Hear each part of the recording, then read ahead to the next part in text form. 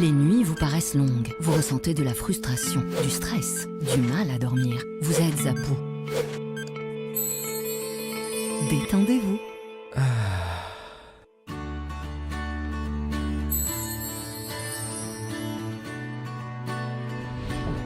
Réduction du temps d'endormissement, diminution des réveils nocturnes, relaxation. Une bonne nuit, ce n'est plus un rêve. Ce produit est un complément alimentaire sans dépendance disponible en pharmacie. N'hésitez pas à demander conseil à votre pharmacien. Mérinal, notre priorité, la qualité.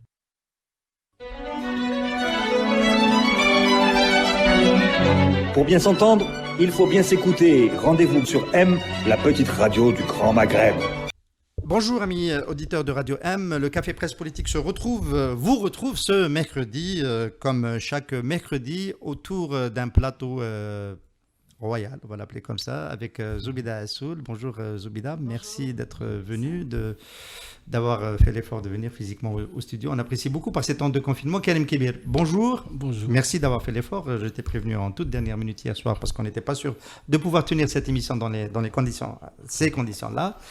Et nous avons aussi avec nous Madame Fatiha Benabou. Fatiha Benabou au téléphone, confinée. Bonjour Fatiha Benabou. Bonjour. Merci d'être avec nous, merci d'être dans cette émission. Nous allons pouvoir nous attaquer au sujet qui a dominé l'actualité cette semaine.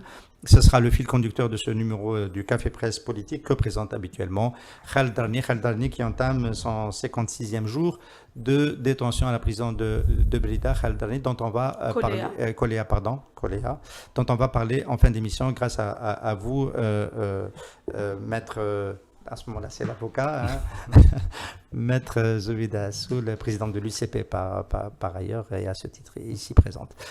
Voilà, ma première question, on va éviter la question du fait de la semaine parce qu'on n'a pas eu le temps de bien préparer ce sujet et puis on n'a pas vraiment le cœur à cela, il faut le dire aujourd'hui. Le texte constitutionnel n'a pas été officiellement rendu public, il a été adressé à des institutions, à des partis politiques qui nous ont permis, nous les journalistes, d'en prendre connaissance et de commencer à en débattre.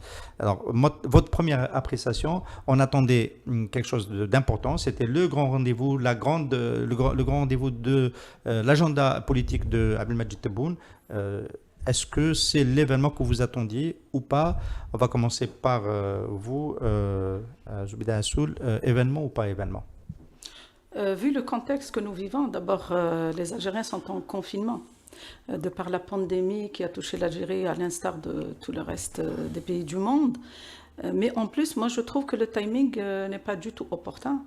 Parce que, d'abord, l'actuel président avait promis, lors des premiers résultats de son arrivée à Al-Mouradia, qu'il allait tendre la main au Hirak, qu'il allait tendre la main à l'opposition, qu'il allait débattre. Il avait promis cela. Juste après son investiture, il est revenu sur cela. On n'a pas entendu un mot lors de son discours d'investiture sur ce dialogue. Donc, il n'y a plus eu de dialogue. Et donc, on est revenu exactement sur les mêmes pratiques du système, c'est-à-dire chaque fois que le pays traverse une crise, on accourt pour amender la Constitution, comme si le problème était la Constitution. Même si cette Constitution a beaucoup de choses à dire, bien évidemment, il va falloir la revoir. Donc mauvais timing. En plus, comment peut-on parler d'un dialogue ou quoi que ce soit alors que nous sommes en confinement, les réunions sont interdites, ni les partis avec leur structure ne peuvent se rencontrer, ni débattre. Mais en plus, moi je pense que la Constitution, ce n'est pas un texte de loi ordinaire. La Constitution est un pacte social entre les citoyens que nous sommes et les institutions de l'État ou l'État algérien. Donc il y a deux parties. Et aussi, Abdelmadjid Tebboune est arrivé sur une révolution pacifique qui a duré plus d'1 an, que le peuple est dans la rue, par millions, dans toutes les régions et à l'étranger. Et les Algériens qui sont sortis, ils ont appelé tout simplement à l'application de l'article 7 et 8, donc la souveraineté populaire. Donc elle est où la souveraineté populaire? Elle n'y est pas. C'est une démarche unilatérale imposée par le haut et ça, je pense qu'il a raté le rendez-vous. Karim Kibir, l'homme de communication que tu es, s'attendait à ce que peut-être, nous, dans les rédactions, on s'attendait à ce que peut-être l'agenda soit modifié. La commission a eu 2 mois pour remettre sa copie, elle l'a remise au bout de 2 mois, mais on s'était dit que compte tenu de la trêve sanitaire, peut-être que l'agenda allait être modifié pour justement pouvoir organiser convenablement ce débat avec les acteurs supposés être partie prenante de ce débat. Erreur de timing ? Plus qu'une erreur de timing, à mon avis, ça démontre en tout cas que le promoteur de cette constitution, c'est-à-dire le pouvoir, ils ont une feuille de route, ils sont là en train de dérouler les séquences, c'est tout, indépendamment de toute autre considération. D'ailleurs, moi j'essaie de voir un peu, en raison de la situation de confinement, on voit un peu le retour d'écho sur les réseaux sociaux. Ça ne fait pas du tout l'événement. Moi j'ai pu relever par exemple 2 ou 3 réactions de quelques partis politiques parce qu'ils sont concernés, c'est normal, mais pour le reste les gens s'occupent d'autre chose, ils parlent d'autre chose. Donc honnêtement, pour moi ce n'est pas un événement, ça reste uniquement un événement de ceux qui cherchent à faire passer cette constitution. Et c'est vrai que aussi parfois je m'interroge pourquoi cette précipitation, parce que comme le disait Madame Assoul, c'est une constitution, ce n'est pas un texte. Déjà on a vu sur certaines questions comment parfois ça suscite des polémiques, ce qui suggère tout de même qu'il y ait un minimum de débat, un large débat au sein de la société. Ce n'est pas comme ça. On a dû normalement tirer les leçons du passé, que aucune constitution n'est viable s'il n'est pas l'émanation de la volonté populaire. Là, on sent qu'ils sont dans la séquence, ils sont pressés de sortir de cette crise. Professeur Benabou, on va bien sûr aborder le contenu de ce brouillon du projet de constitution, mais auparavant, je vous pose un peu la même question. Est-ce que le moment où on lance le processus de révision est important, et est-ce qu'on n'a pas raté ce moment avec la crise sanitaire en cours et cette parution du texte qui n'est pas en train apparemment de faire un événement?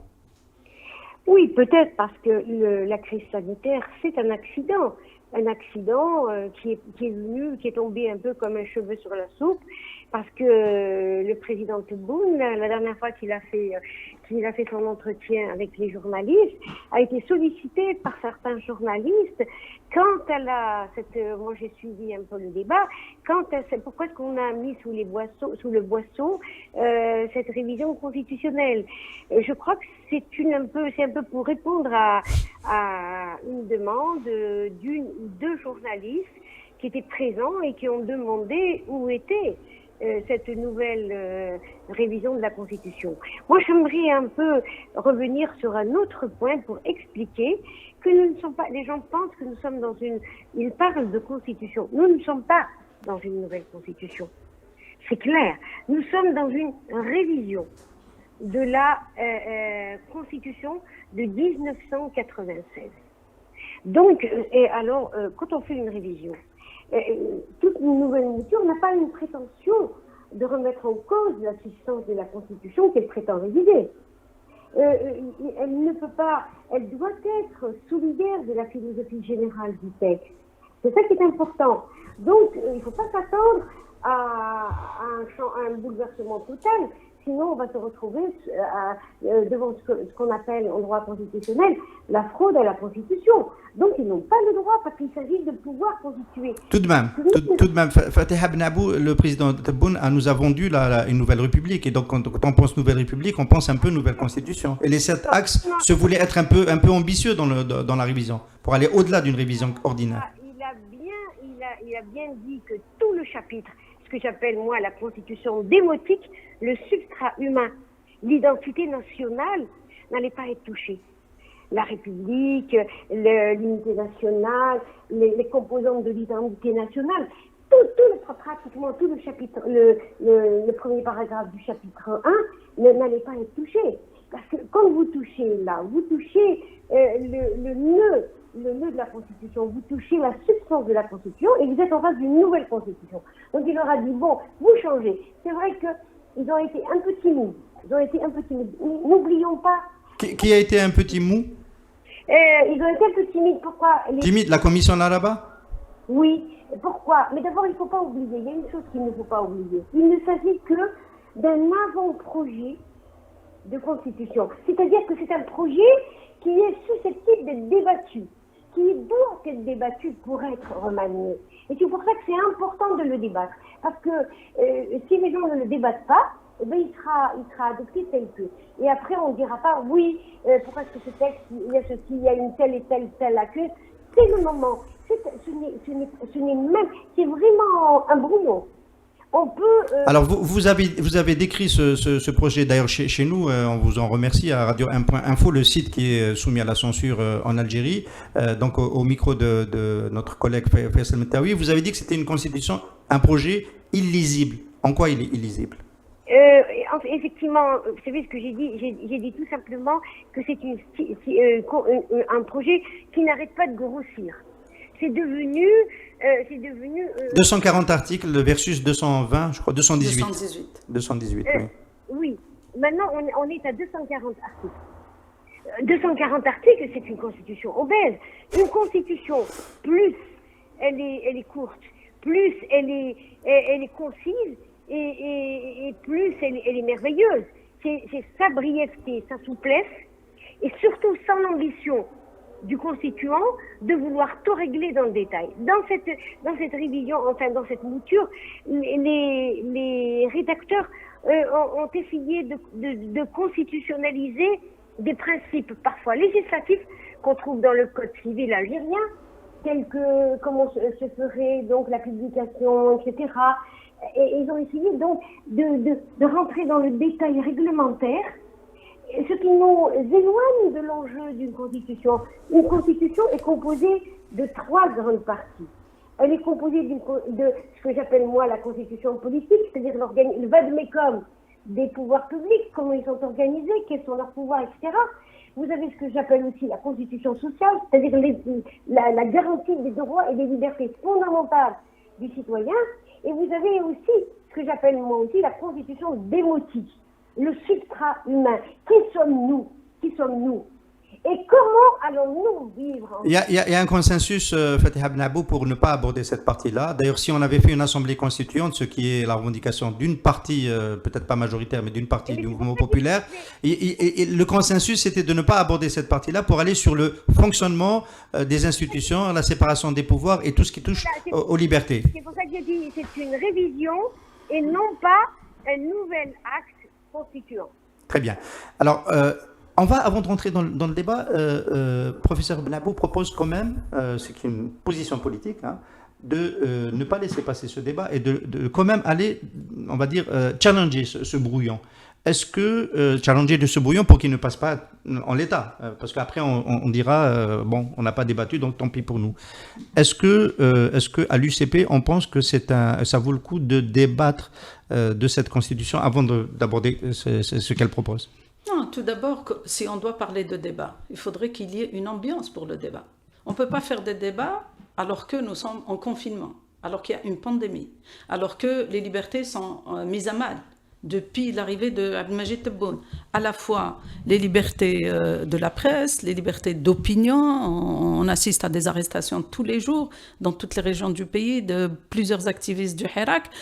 Donc on ne peut pas vraiment aujourd'hui prétendre que l'ambiance générale est une ambiance qui milite pour le débat. La deuxième des choses, c'est que débattre quoi ? Le peuple est sorti, il a dit « Moi, je veux changer et je veux une rupture avec ce système ». Qu'est-ce que cela veut dire ? Parce qu'il faut décrypter ce que le peuple demande depuis plus d'1 an.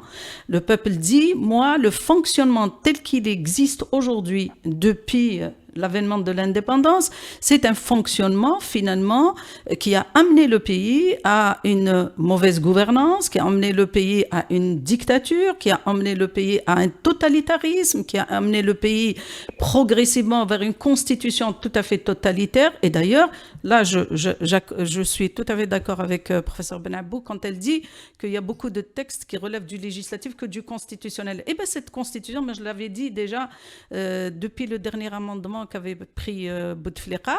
J'ai dit, de 2016, j'ai dit, ce n'est plus une constitution, c'est une mercuriale.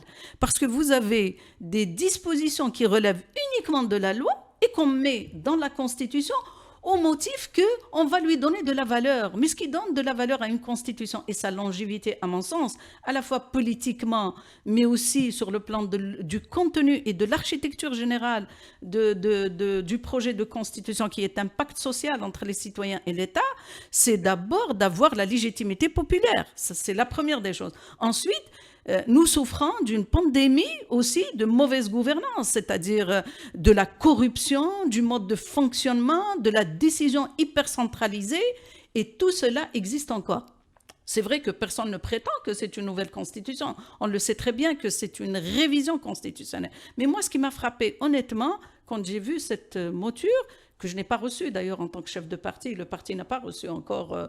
Je l'ai lu à travers... On l'a envoyé à Djil Jadid et pas à vous. Ah non, nous, on n'a rien reçu. D'accord. Voilà.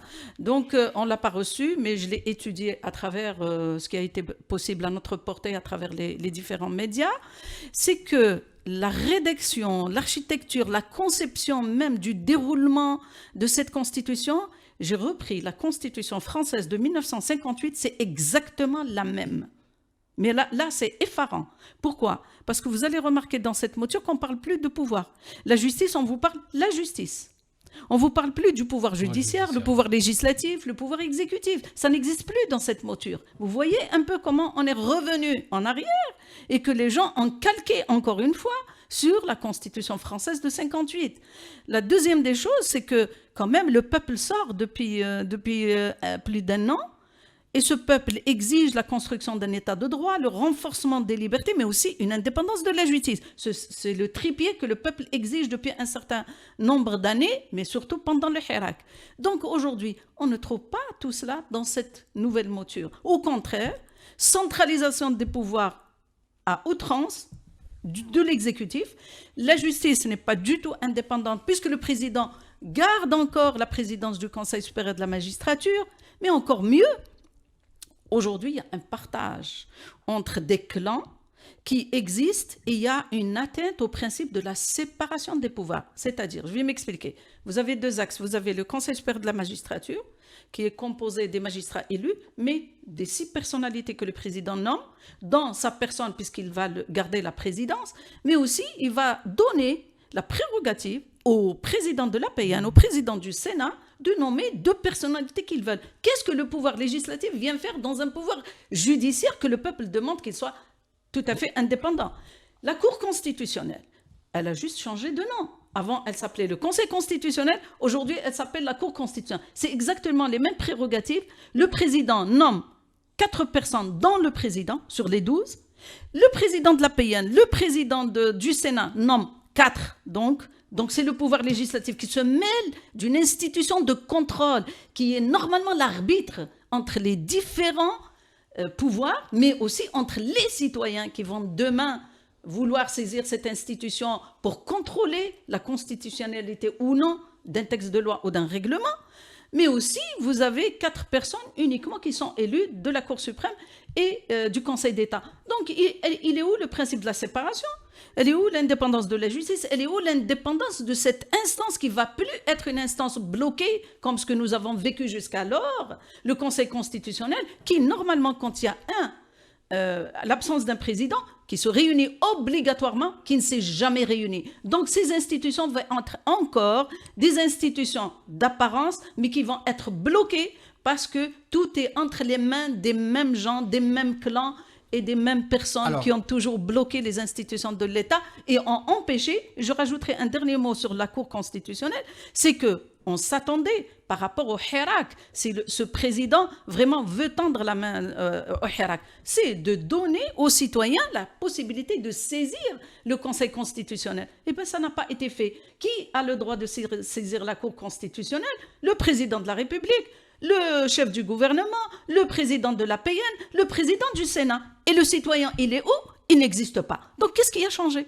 On est exactement dans le maintien du même système, le renforcer et aussi Avec le Parlement n'a aucun on va rôle. aborder le Parlement avec cette différence peut-être, le même système avec cette différence peut-être, ça a été dit déjà, on a commencé à débattre de cet avant-projet de constitution, avec cette idée que le pouvoir s'est surtout préoccupé de régler ses problèmes de fonctionnement interne, notamment avec ce qui s'est passé avec la fin de la période de Bouteflika, la difficulté à gérer les transitions et à gérer l'héritage et les passations. Donc il y a de ce point de vue-là, on a le sentiment que c'est sur cette partie-là qu'on s'est focalisé. En tant que journaliste, est-ce que le premier critère d'évaluation des promesses de Tebboune, ce n'est pas la réduction des prérogatives du président au profit notamment du chef du gouvernement et derrière le chef du gouvernement de l'Assemblée nationale? Est-ce que ce n'est pas ce critère sur lequel on attendait le plus Abdelmadjid Tebboune et sur lequel en fait il a failli le plus avec cet avant-projet? Non, je pense que maintenant pour les gens, en tout cas comme moi, qui ont suivi le Hirak depuis le début, enfin, moi je ne suis pas juriste, mais ce que je relève en tout cas dans cette constitution, c'est qu'elle ne répond en aucune manière à ce qui a été exprimé dans la rue depuis le mois de février. On est pratiquement dans la même philosophie qui a prévalu dans l'élaboration des anciennes constitutions. Quand on a introduit le Sénat dans la constitution de 1996, c'était pour éviter un éventuel retour du fils. C'est la même chose aujourd'hui. On le voit, si on a introduit le poste de vice-président, c'est parce que pour ne pas revivre justement ce qu'on a vécu, le blocage avec la période de Ben Salah, et ce qui est plus grave encore, ça c'est si on reste au niveau technique, c'est que c'est le président qui désigne un vice-président, c'est-à-dire qu'il peut gouverner le pays sans avoir la légitimité populaire. Et ça n'existe nulle part ailleurs dans le monde. Mais on sent qu'en fait ils ne veulent pas revivre le même scénario où si d'aventure ou si le président décède ou il ne peut pas pour X raisons. Ou s'il est débarqué, c'est arrivé. Voilà, c'est que le régime ne va pas connaître les mêmes guerres claniques qu'ils ont vécues jusque-là. Donc ils trouveront toujours un moyen de garder ce semblant de stabilité au niveau du régime. Donc pratiquement, pour ma part, rien n'a été changé fondamentalement. Parce que quand le mouvement populaire vous dit le changement du système, c'est que je crois, contrairement à ce que dit Mme Benabou, effectivement, il y a des questions qui sont très sensibles. C'est vrai que le pays est fragilisé, mais je suis désolé, nous sommes dans un tournant historique où même les questions, justement, qui sont sensibles, elles doivent être mises sur la table. Et pour ça, il faut garantir la liberté aux gens de débattre, dans la liberté et au moment opportun. Parce que le péché, il est déjà à l'indépendance. Nous sommes là pour un changement radical du système. Et là, ça, on ne retrouve pas. Par exemple, j'aurais aimé, moi, lire dans cette constitution que le Sénat peut jouir de la prérogative d'écouter les responsables des services de sécurité quand il s'agit... le Parlement. Effectivement. Quand il s'agit des questions de politique internationale. Nous sommes le peuple. C'est à nous de décider, de choisir nos amis et de décider ce qu'on doit envoyer notre armée à l'extérieur. Ça, c'est des questions. Il n'y a même pas dans l'exposé des motifs, il n'y a pas. Oui, alors l'exposé, absolument, parce que chez les concepteurs, en tout cas, ils l'ont reconnu d'ailleurs. Alors justement, je voulais poser une question à Fatih Abnabou sur ce grand moment de document de 52 pages, la page 6, où la commission de la Rabat nous tend, à nous, observateurs, opinion nationale, nous tend un argument pour bien comprendre qu'en fait, il ne s'est rien passé. C'est cette évocation.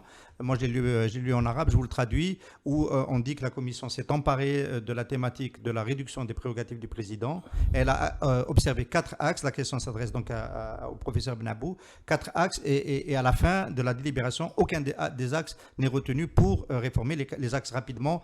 C'est le partage c'est le statut du chef du gouvernement, est-ce qu'il est responsable devant l'Assemblée ou pas, c'est l'utilisation des décrets législatifs par le président de la République, la réduction de cette utilisation, c'est le tiers présidentiel et c'est le partage des revenus, le tiers présidentiel au Sénat bien sûr, et le partage des prérogatives entre le président et le chef du gouvernement. Sur les 4 points, la Commission a choisi de ne rien changer.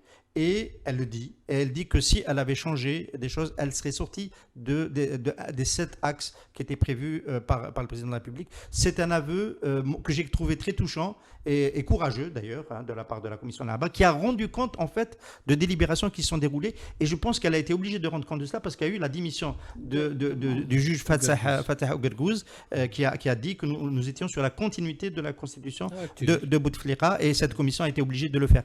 Quel commentaire vous en faites, Fatih Benabou, de cet aveu que moi je trouve spectaculaire? En fait, je vais vous dire, une constitution, c'est toujours la traduction aussi d'une situation politique et économique et sociale. Il ne faut pas oublier qu'en Algérie, nous sommes dans une situation hégémonique. C'est-à-dire que nous n'avons pas une classe sociale hégémonique capable de prendre en charge le projet national et de considérer que ce projet national qui est le sien doit être considéré comme le projet, comme l'intérêt général. Nous n'avons pas cette classe. Vous êtes en train de dire que l'Algérie est dépourvue d'une bourgeoisie nationale, hein. Enfin, en gros, c'est ça. Voilà, c'est ce que je veux dire. Donc, qu'est-ce qui se passe? C'est pour ça que vous avez ce système de clans qui sont très changeants, etc. Ce qui fait que si jamais dans la Constitution, la première des choses de la Constitution, le premier principe, c'est la redistribution des pouvoirs. Et ce sont les différents pouvoirs qui seront les réceptacles de ces... On divise le pouvoir, on le donne à différents pouvoirs nommés ou élus, pour que le pouvoir ne soit pas concentré entre les mains de quelqu'un.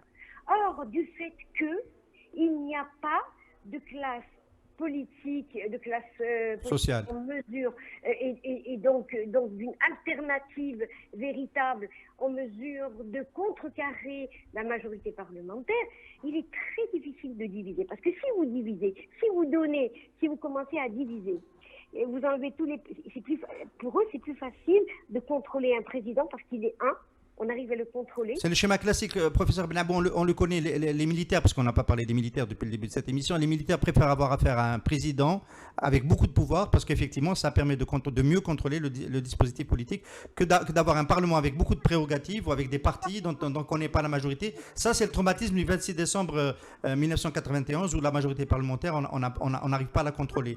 Et donc, on n'est pas sorti de ce modèle, hein. C'est bien ce que vous dites. Non, il n'est pas simplement valable en Algérie. Rappelez-vous ce qui s'est passé dans la 3e et la 4e République française, la partitocratie qui a fait réagir De Gaulle et qui a préféré, lui, dans la Constitution 58, changer totalement de régime et concentrer. Et elle a raison de dire qu'effectivement, on a repris la Constitution 58. Il a préféré, donc nous avons beaucoup hérité de la Constitution 58. Il a préféré concentrer tous les pouvoirs, parce que comme ce pouvoir était redistribué, on arrivait à une instabilité de la vie politique. On changeait de gouvernement une fois par semaine. Le même phénomène s'est passé en Italie. Professeur Benabou, l'exposé des motifs de ce texte qui a été distribué dit que on a reconcentré trop dans la Constitution de 2016 les pouvoirs à la présidence, et que c'est une des raisons de l'impasse politique et de la crise politique. C'est dit. Ensuite, c'est dit, la Commission a essayé de voir comment redistribuer ce pouvoir, et en tentant de le faire, a finalement renoncé à le faire parce qu'elle allait changer la nature du régime. C'est ce qui a été écrit. Moi, je vous pose une question directe. Est-ce que vous, parce que vous avez quand même aussi joué un rôle politique, vous avez été dans le panel de Karim Younes, est-ce que vous pensez que politiquement, après l'élection présidentielle, qui a consacré la prise en main de l'armée, par l'armée, de la fonction présidentielle, telle que le veut la tradition de guillemets non écrite en Algérie, est-ce que vous pensez que l'Algérie risquait beaucoup, et le système et le pays risquaient beaucoup, à redistribuer du pouvoir vers le Parlement, vers le chef de gouvernement et vers la société civile, comme on s'y attendait un petit peu? Est-ce que vous pensez que c'était un risque et que c'était une division risquée, comme vous l'appelez, vous utilisez le mot division? Je vais vous dire une chose. Combien de partis politiques existent-ils en Algérie? Est-ce que vous avez vu la fragmentation du champ politique en Algérie? Si vous ouvrez... Vous me répondez par une question. Non, mais je vous dis que si jamais vous ouvrez trop, vous allez vous retrouver avec une fragmentation du champ politique à l'extrême. Donc vous êtes favorable à l'hyperprésidentialisme, c'est ça? Non, pas du tout. C'est ce que je comprends. Vous dites qu'il ne faut pas trop redistribuer au Parlement. Et donc, je vous pose une autre question directe. Est-ce que vous pensez que le président doit choisir le chef du gouvernement dans l'organisation qui a gagné les élections législatives? Écoutez, Moi, je suis une juriste, je ne suis pas une femme politique. Je ne fais pas de choix. Je peux vous lire ce que dit la Constitution. Je suis une technicienne. Les gens ne veulent pas comprendre. Je n'ai jamais eu de rôle politique et je n'arrête pas de le dire. Moi, je peux vous dire quels sont les modèles qu'on peut avoir. Je vous ai dit qu'en Algérie, il y a une situation en hégémonique. Il n'y a pas de possibilité d'avoir des classes sociales en mesure de prendre en charge le projet national. Maintenant... ça, c'est pas un concept juridique. Ça, c'est pas un concept juridique. C'est un concept politique et sociologique. Non, là. Non, mais ça fait rien. Le concept juridique s'appuie parfois... parce que moi, quand j'étudie, je n'étudie jamais la Constitution toute seule. J'étudie la situation économique, la situation politique, parfois l'histoire et la sociologie. Et même la philosophie du droit. Ça fait partie de mes... Mais ma question, elle est... Qu'est-ce que vous faites de revendications populaires depuis un an? On enlève qu'on dise. Est-ce que de redonner du pouvoir au Parlement, exemple, choisir un chef du gouvernement qui est issu du parti politique ou de la coalition qui gagne les élections, est-ce que de stipuler cela clairement dans la Constitution, comme... Ça existe, par exemple, ça va fâcher beaucoup de gens, dans la Constitution marocaine, je ne parle pas de la Tunisie, ils sont à des années-lumière devant nous, est-ce que ce principe-là, vous considérez que est-ce que vous êtes déçu qu'il ne soit pas retenu dans ce projet? Alors, non, je ne suis pas déçue. Je ne suis pas déçue, je vous ai dit, je n'ai pas d'état d'âme, je suis une constitutionnaliste, quelqu'un qui travaille sur le droit positif. Je n'ai pas d'état d'âme politique. Moi, je dis, voilà comment est le droit, comment il nous a... Vous n'avez pas de préférence?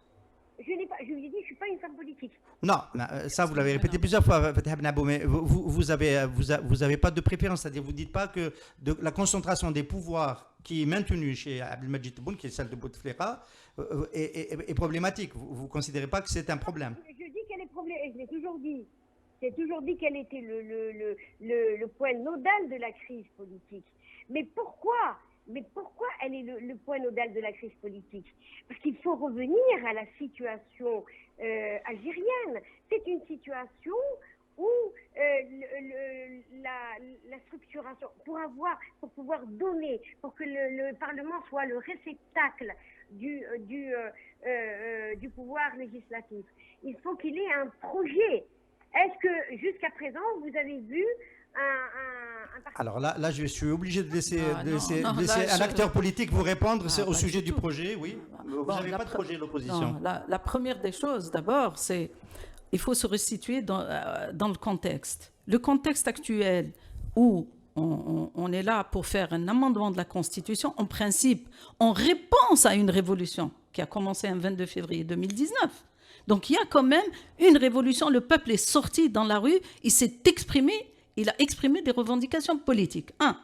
Et Abdelmadjid Tebboune disait que j'ai écouté. Il a même qualifié le Hirak de Hirak Moubarak, qui a aidé l'État à se débarrasser d'une partie de la Issaba. C'est pas moi qui le dis, c'est le pouvoir en place qui le dit.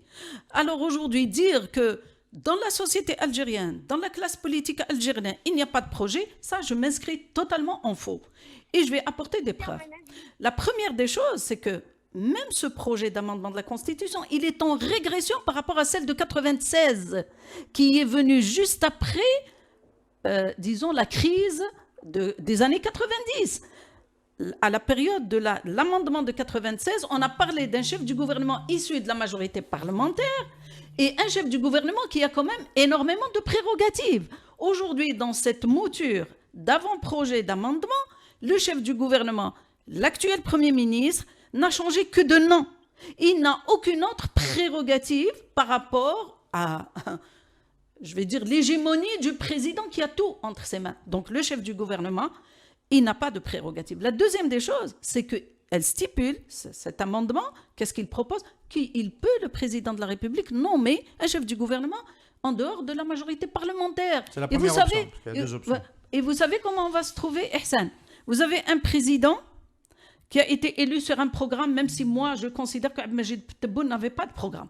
Parce que venir avec 152 points, pour moi, ce n'est pas un programme d'un président, d'un chef d'État. C'est le programme peut-être d'un maire ou d'un PAPW qui vient avec 152 points. Quand on se présente à la magistrature suprême, à la destinée du pays, on présente un programme chiffré sur 5 ans, sur le plan économique, politique, social, culturel, etc. aménagement du territoire. Ce n'était pas le cas. Donc, lui, il a un programme. On va supposer qu'il a un programme. Il a été élu, soi-disant, entre parenthèses, sur un programme. On va avoir demain un Premier ministre qui ne sera pas issu de la majorité parlementaire et qui est ce Premier ministre ou chef du gouvernement, il va être obligé de faire... Non, c'est quoi? Et qui va être obligé de faire un autre programme. Et vous avez une majorité parlementaire supposée qui va naître après, bien entendu, la révision de toutes les lois. Après la révision constitutionnelle, vous allez devoir adapter tous les textes de loi, notamment les textes politiques, la loi sur les partis politiques, la loi électorale, la loi sur l'information, etc., etc. Tout ce qui encadre la vie politique vont être révisés en fonction de cette nouvelle constitution. Donc, le temps de réviser tout cela, vous allez vous retrouver peut-être avec une majorité parlementaire, vous allez avoir un chef du gouvernement qui sera choisi par le chef de l'État pour d'autres considérations et qui va devoir faire un programme, et vous avez un président qui a un autre programme. Mais c'est quoi cette gestion? C'est quoi? C'est une régression, même par rapport à celle de 96, et sur le plan des libertés, et sur le partage des pouvoirs, nous sommes en régression totale. On ne va pas parler des autres constitutions du monde, de la Tunisie ou du Maroc, on va parler juste de la nôtre. Vous prenez le déroulement de tous les amendements constitutionnels, on est en permanence, en régression par rapport à ce qui a été fait auparavant. Donc aujourd'hui, il y a régression. Maintenant, on va revenir à la classe politique. Rappelez-vous, depuis le commencement de cette révolution pacifique, la classe politique, avec toutes ses tendances, s'est regroupée. Elle a fait des propositions de feuilles de route de sortie de crise. Elle a proposé, mon parti a proposé, mais aussi dans le cadre du PAD, nous avons proposé une feuille de route consensuelle qui appelle l'ensemble des Algériens vers des assises, vers une période de transition, d'assainissement, de manière à aller vers un amendement consensuel de la Constitution à travers un processus constituant qui va permettre à l'ensemble de faire des concessions, mais d'aller vers quelque chose qui va durer et qui va avoir un impact et une légitimité politique. C'est ce que le pouvoir a rejeté. Donc arrêtons de dire que l'opposition n'a pas de projet. Maintenant, moi je vais parler de l'UCP de Zoubida Assoul. Ihsan, quand il y a eu Rabi' al-Arabi, Bouteflika a commencé à parler de la concertation pour amender la Constitution. Comme je vous avais dit tout à l'heure, chaque fois qu'il y a crise, on va courir pour amender la Constitution. Mais cette Constitution qu'on ne respecte pas, quelle est la partie qui ne respecte pas et qui piétine la Constitution? On va rester dans l'état actuel des choses, n'est-ce pas? L'actuelle Constitution de Bouteflika, avec toutes ses tares, elle a garanti un certain nombre des libertés. La liberté d'opinion, la liberté de manifester pacifiquement, la liberté de la presse. Regardons aujourd'hui qu'est-ce qui se passe sur le terrain. Toutes ces libertés sont bafouées. Et par les pratiques des services de sécurité, et par les pratiques de l'administration, et par le totalitarisme du pouvoir en place.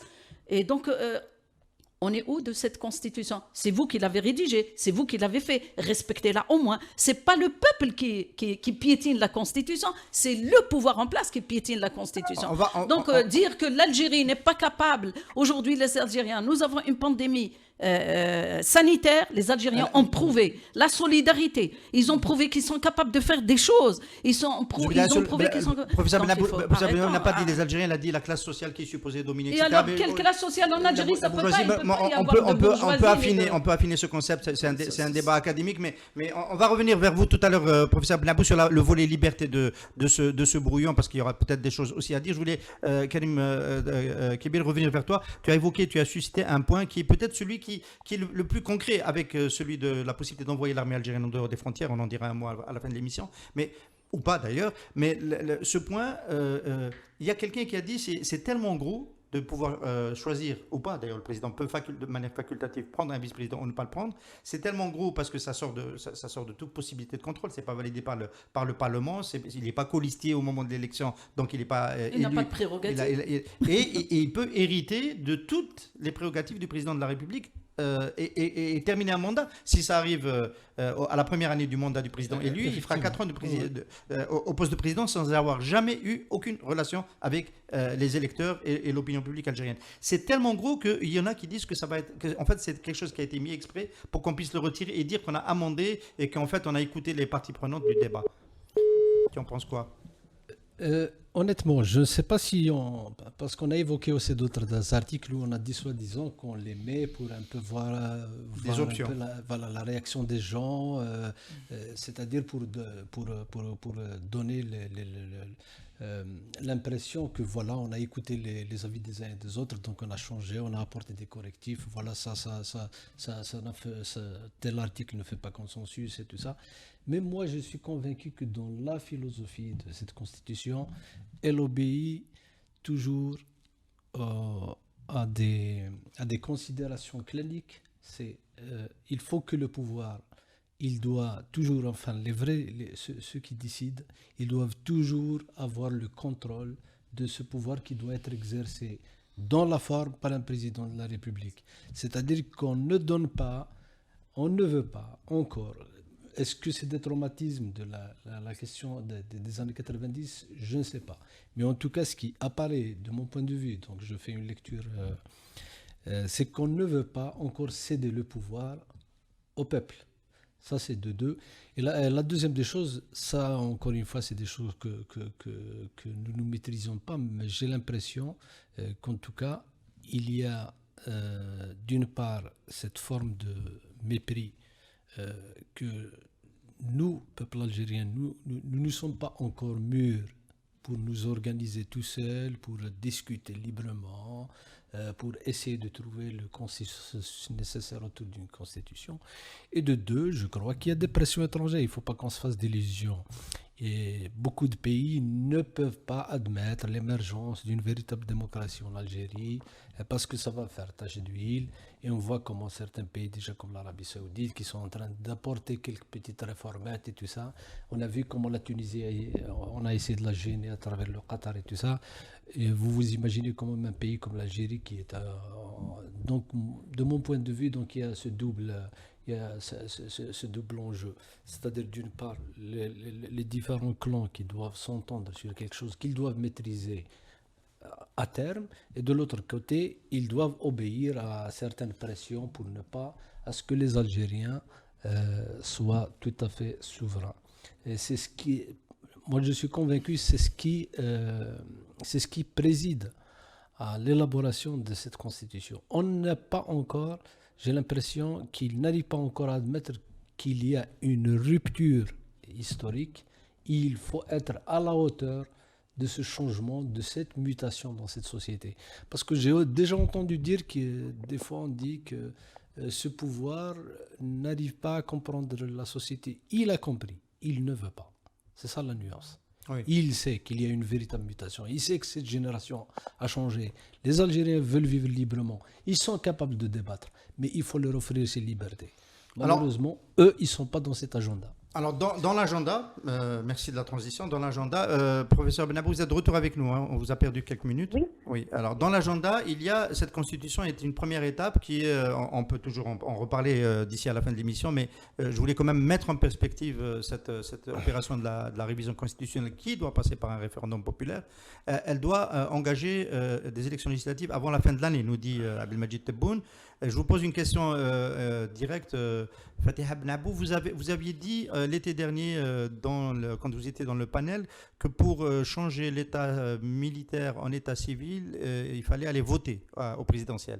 C'était votre conviction. Est-ce que vous dites aujourd'hui il faut aller aux législatives, à la classe politique, vous lui dites ça, celle qui existe ou celle qui doit émerger, vous lui dites il faut aller aux législatives pour créer l'état démocratique, ou est-ce que vous dites que c'est, bon, on ne s'attend pas à ce que vous dites cela, que c'est plus compliqué avec une constitution qui ne redistribue pas du pouvoir au Parlement? C'est quoi votre point de vue sur la question?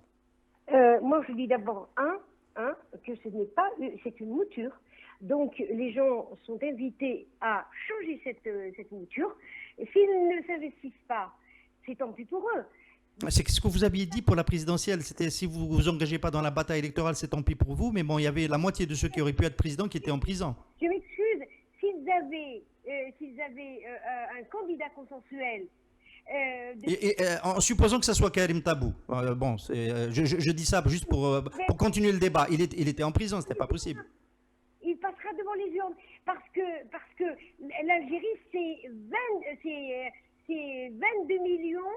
Le corps électoral est à plus de 22 millions. 24. Tout le Hirak, avec toutes ces composantes, ne sont pas 22 millions.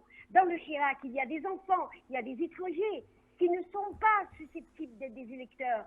La participation citoyenne revient aux électeurs. Des électeurs qui sont, dont les conditions sont données par le droit. Il faut avoir... D'accord. Et ça, c'était pour les présidentielles. On va pas vous polémiquer sur ce que vous venez de dire. Vous pensez que pour les législatives, compte tenu du contexte des libertés qu'on vient d'évoquer depuis le début de cette émission, c'est toujours jouable. On peut avoir une élection législative d'ici la fin de l'année dans des conditions qui ne soient pas celles de Nigel en 48 en Algérie sous le colonialisme. Je vais dire d'abord d'abord, si les gens s'investissent pour changer cette constitution, ils s'investissent, ils essayent de changer le réaménagement des pouvoirs.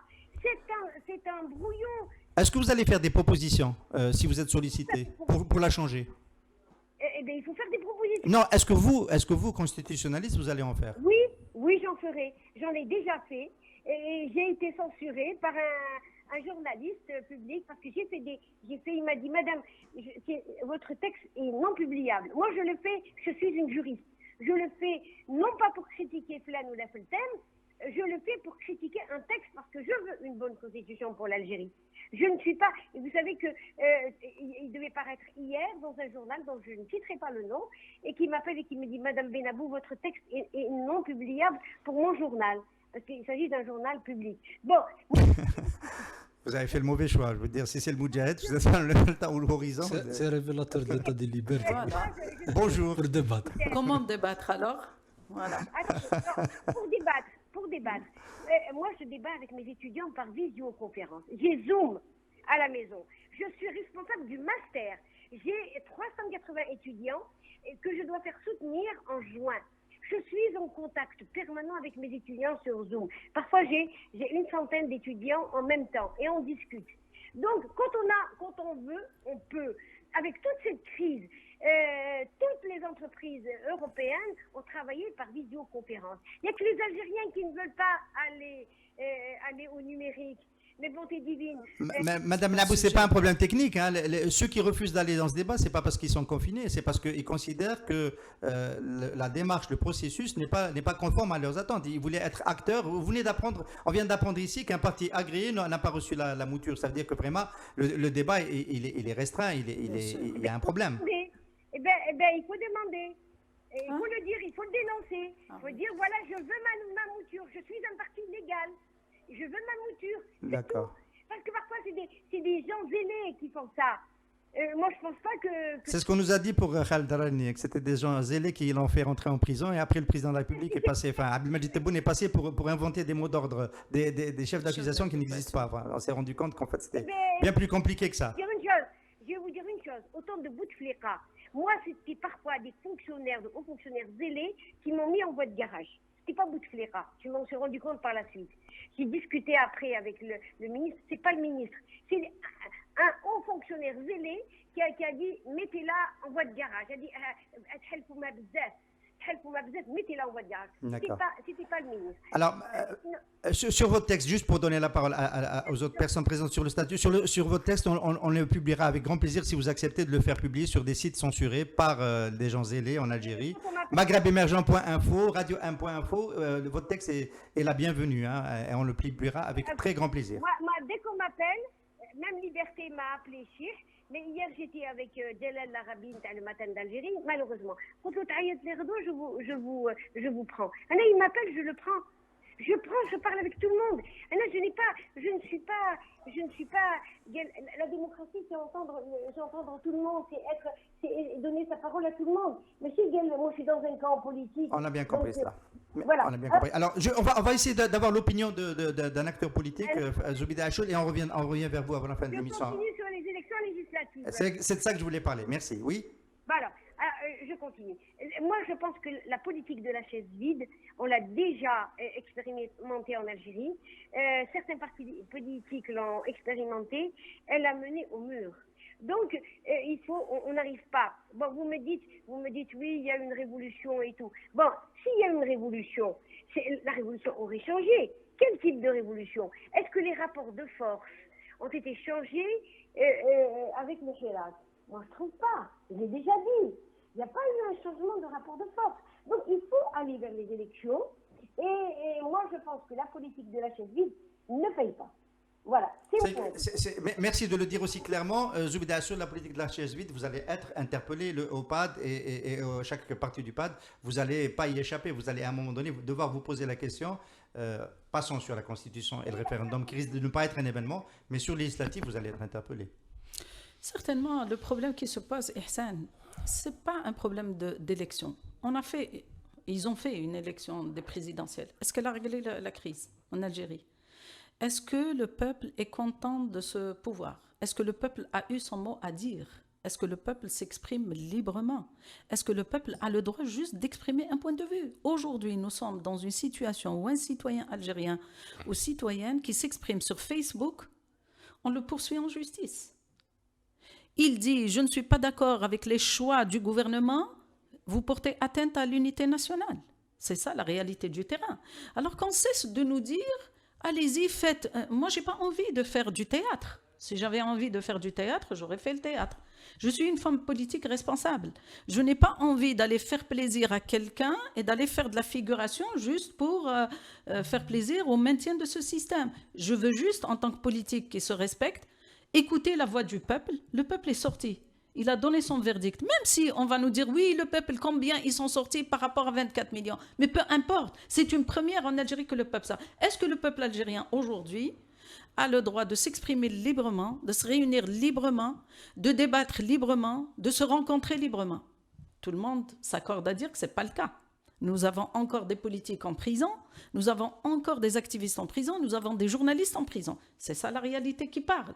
Aujourd'hui, nous avons un pouvoir qui fait dans le deux poids, deux mesures. Il envoie le projet de constitution, soi-disant pour débattre, à des partis qu'il considère proches de sa vision, et il méprise les autres, parce qu'ils ne sont pas d'accord. Donc, elles sont où les conditions d'un débat serein, où tout le monde se rencontre et qu'on laisse le citoyen algérien écouter tous les points de vue. Et à ce moment-là, lui, de choisir librement, mais dans lui le choix déjà, d'écouter d'autres sons de cloche et pas d'écouter que le programme du gouvernement ou la vision du pouvoir. Et sur ce registre-là, on peut le dire carrément et objectivement que nous sommes vraiment en nette régression, même par rapport au temps de Bouteflika. Il faut dire la vérité. Je ne suis pas une adepte de Bouteflika, je l'ai combattu quand il était dans ses formes et quand il était au pouvoir et très fort. Au temps de Bouteflika, moi j'étais invitée sur les plateaux de l'ENTV. Il faut le dire. Au temps de Bouteflika, nous critiquions Bouteflika, mais on ne mettait pas les politiques en prison. C'est une vérité.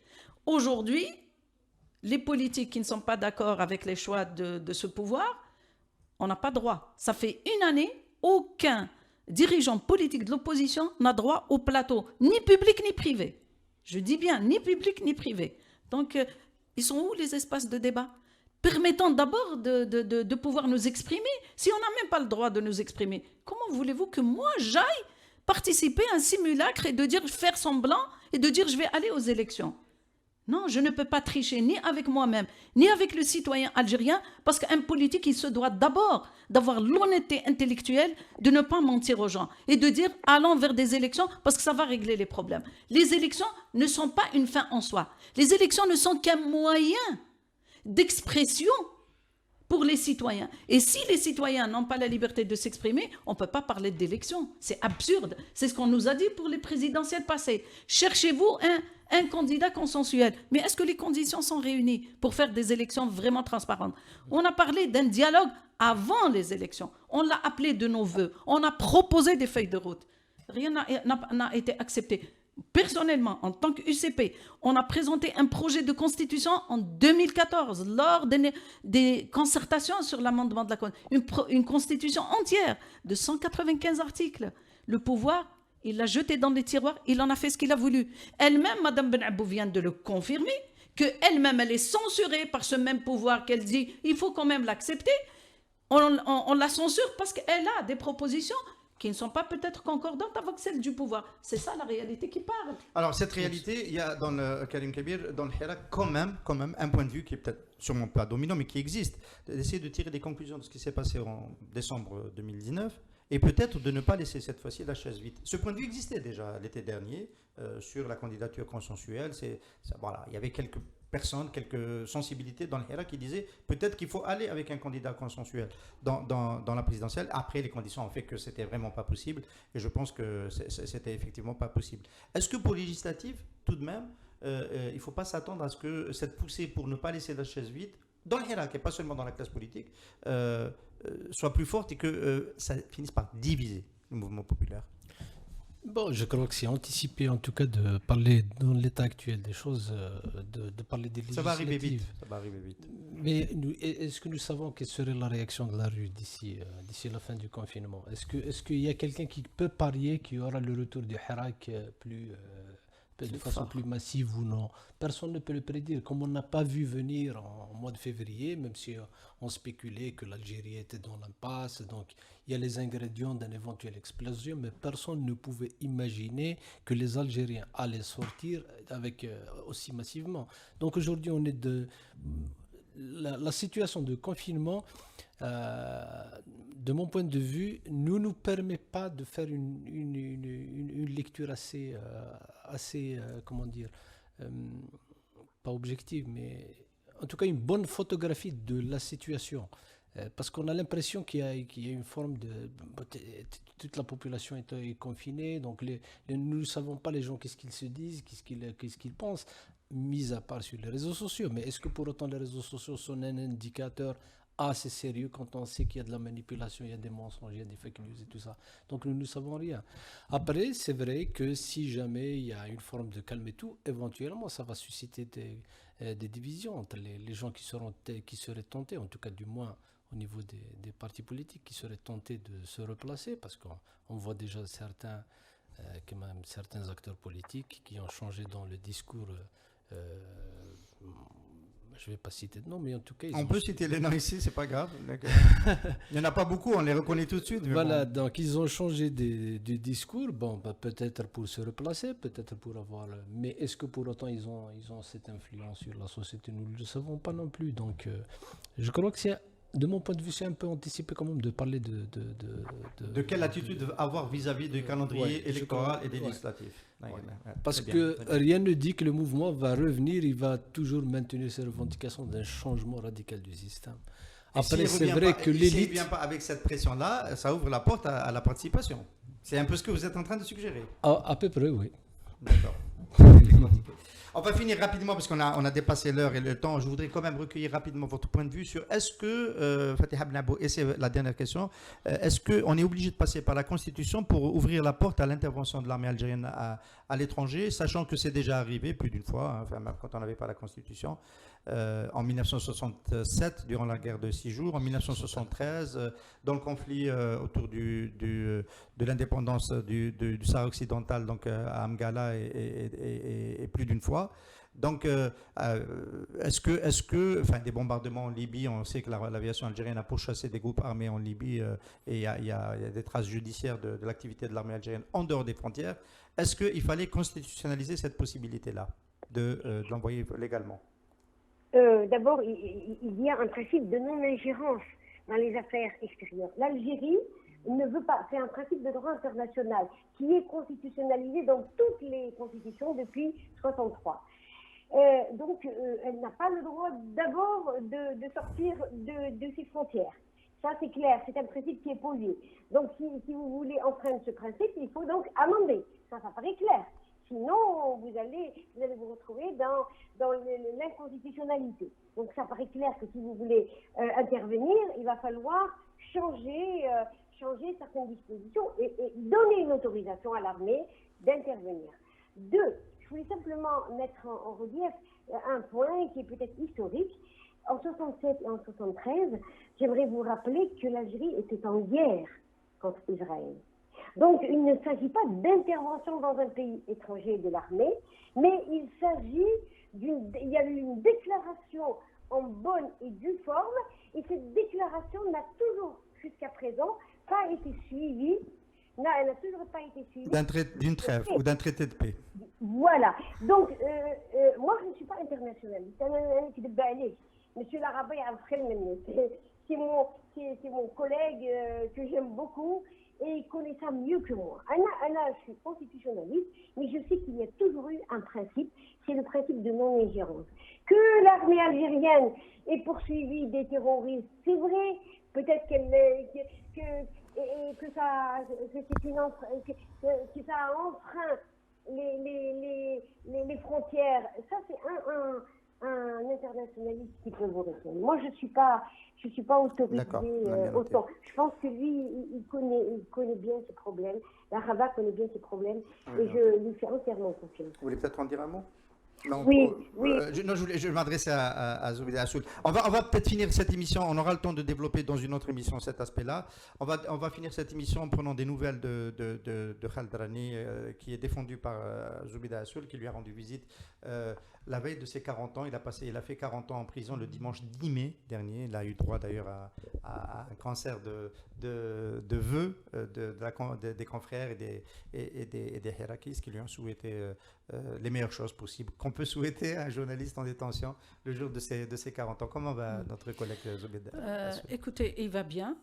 Physiquement, il va bien. Moralement aussi, il tient le coup, surtout après l'élan de solidarité à la fois nationale, mais aussi à l'international. Khaled Rani a été soutenu par de grosses pointures quand même de journalistes. Dans 14 pays, plus de 29 journalistes l'ont soutenu et trouvent vraiment bizarre qu'un journaliste soit en prison juste parce qu'il a fait son métier, il couvrait une manifestation pacifique que la Constitution consacre aux citoyens algériens. Donc il se porte bien entendu, on peut dire il se porte bien moralement parce qu'il n'a pas le choix de toutes les manières, mais ce n'est jamais agréable ni facile à vivre, ni pour lui, ni pour sa famille, de se retrouver quand même incarcéré dans un milieu carcéral. C'est pas l'endroit où doit se retrouver ni un journaliste, ni un politique, ni un activiste, ni un citoyen algérien qui a tout simplement utilisé et usé d'un droit constitutionnel qui est d'exprimer son point de vue sur la situation politique de son pays ou sur les droits humains en Algérie.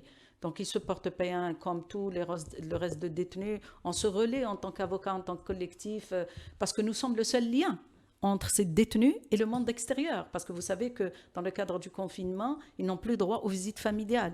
Donc le seul lien entre les détenus et l'extérieur, ce sont les avocats. Donc malgré le confinement, on essaye, tant mal que bien, de nous partager les tâches et d'assurer toujours cette continuité de contact avec les détenus et de leur dire ce qui se passe à l'extérieur. Parce que quand même, ils ne savent pas ce qui se passe à l'extérieur, à part le NTV, parce qu'ils ont droit quand même à le NTV. Et puisqu'on a ouvert pour terminer cette séquence judiciaire, il y a des procès en appel qui sont programmés le 17, pour la semaine prochaine. Farsaoui, il y a notamment Farsaoui, Dawaji, oui, le 17. Et la tendance de ce que nous avons vu ces derniers jours n'est pas bonne, puisqu'il y a eu des cours d'appel qui ont confirmé les condamnations en première instance. Tout à fait. Ce qui est nouveau. Ça nous inquiète beaucoup en tant que collectif des avocats parce que d'abord tout le monde sait et même les gens qui les ont poursuivis savent que ce sont des poursuites éminemment politiques, que ces gens-là ne méritent pas d'être en prison parce qu'ils n'ont rien fait de ce qui peut toucher, en tout cas dans les qualifications et les poursuites pour lesquelles ils ont été poursuivis, atteinte à la sécurité et la stabilité du pays pour un Khaled Rani ou incitation à attroupement. Incitation à attroupement non armé. Khaled Rani n'était même pas dans l'attroupement, il filmait avec son portable, avec son smartphone. Donc tout le monde sait, et nous le savons encore plus en tant qu'avocats, puisque nous sommes détenteurs des enquêtes préliminaires qui ont été faites, et donc on s'attendait à des relaxations pour l'ensemble, parce qu'il n'y avait pas d'infraction. Malheureusement, il y a une tendance à l'escalade justement de la répression, et le dernier amendement du code pénal est aussi un autre indice du temps de Tebboune, toutes les promesses qu'il a faites aux Algériens, qu'il va renforcer les libertés individuelles et collectives. Aujourd'hui, la réalité dit tout le contraire de ce qu'il a affiché dans ses discours et dans ses positions. Merci beaucoup d'avoir participé à ce numéro du Café Presse Politique. Merci Zoubida Assoul, merci Karim Kabir. Merci beaucoup professeur Fatiha Ben Abou d'avoir été avec nous au téléphone. Nous donnons rendez-vous à nos amis auditeurs le mercredi prochain pour un nouveau numéro du Café Presse Politique, et nous sommes toujours de tout cœur avec notre collègue Khaled Rani, le présentateur de cette émission. Vous pouvez nous retrouver sur le site censuré sans VPN en Algérie, radio1.info, et sur tous nos réseaux sociaux. À très bientôt. Bonne fin de semaine.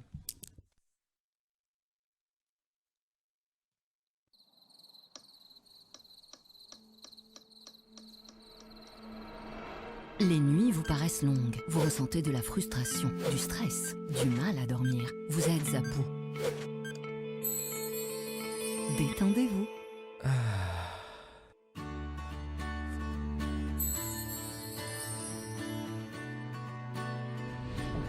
Réduction du temps d'endormissement, diminution des réveils nocturnes, relaxation. Une bonne nuit, ce n'est plus un rêve. Ce produit est un complément alimentaire sans dépendance disponible en pharmacie. N'hésitez pas à demander conseil à votre pharmacien. Mérinal, notre priorité, la qualité.